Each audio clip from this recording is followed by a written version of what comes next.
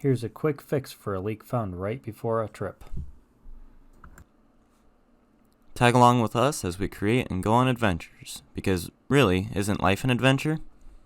Well, today we turned on the camper and tried to run water through the system, and we had a leak coming out.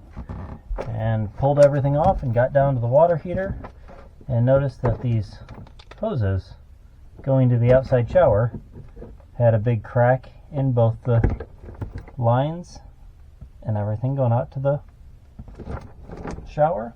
So had to trace the lines here, and they went all the way around and back into this lovely little space of about 3 inches next to the water heater to try to replace these.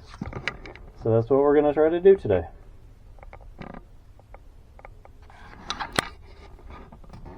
So I have both my hands back here trying to undo this with my fingertips, and have my wonderful wife trying to hold the end so it doesn't allow the water to get suctioned out.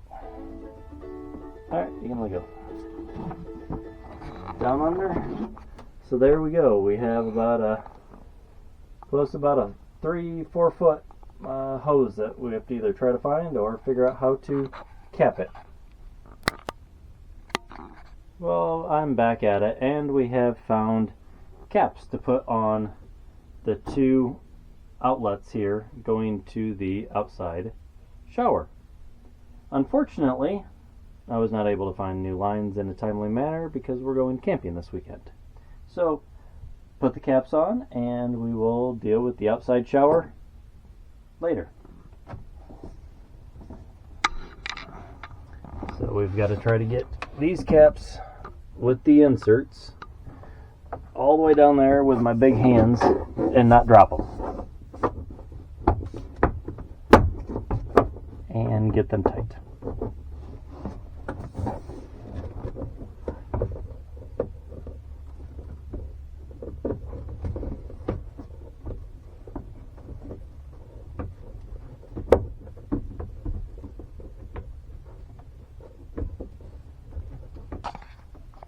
Well, I got one cap on, and now I'm trying to get the pliers down there to get a nice tight grip on it. The only thing we got to watch out for is this black line is actually the gas line that goes to the water heater. So you got to make sure you don't bend stuff that you're not sure what it is.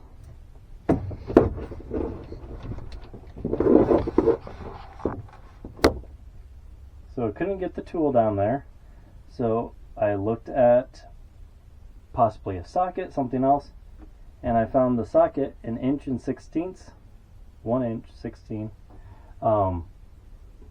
that takes out the anode rod in the water heater.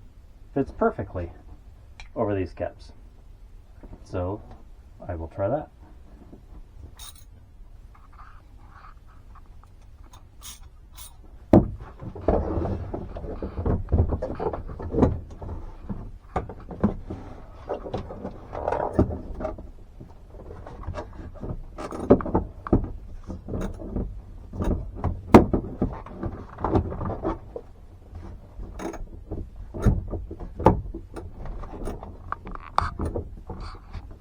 So I had issues getting the bottom one on, so I figured out that if I started it with my fingers and at the angle that they are positioned at from the factory, I can get the socket with the extension on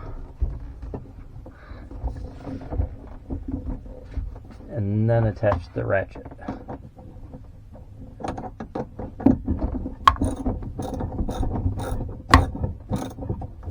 A little bit of tension, make sure you don't do too much. It's only a compression fitting, and there we go. We have both of them, 1 and 2, right there. So the fact of the matter is, the hoses I didn't get, but the caps are fine to stop the water from going to the outside shower. So those attachment points here and here, we don't need to do anything, because if you turn the water on outside, you're not going to get anything coming through. So now it's time to test the water to see if the new connections are leaking. And water is on.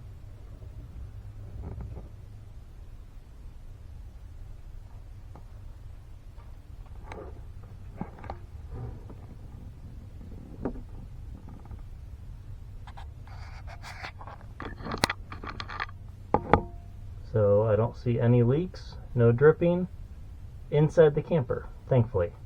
But found one outside when everything got pressurized. So this is the leak I found. These are the two water lines coming from the bottom of the shower, so they are able to actually hook up water lines if it's a permanent fixture. But these caps here can also allow you to bleed the lines, and one of them just wasn't screwed on. It was about like that. So thankfully it was just that, and we're good to go. So after getting everything done, we have to bleed the lines. Sometimes you'll get air pockets in the lines.